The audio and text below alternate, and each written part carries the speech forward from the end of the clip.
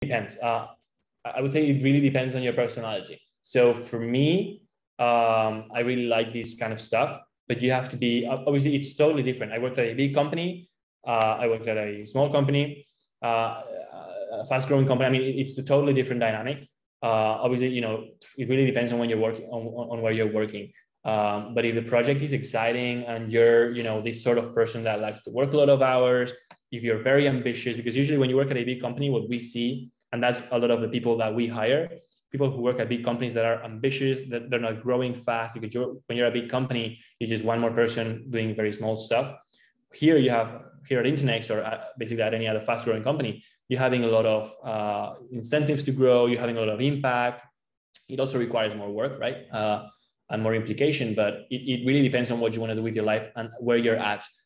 Usually, you know, as you get older, you don't really have that, you're more risk averse. So you probably, you know, you've got your family and you just want to make sure that, you know, you've got a job where you're fine and stuff. So you don't want to take the risk of going into a startup. But usually people we hire are people who are a few years at a big company like NordVPN, Protomed, are huge companies. They've got almost like 1,000 employees.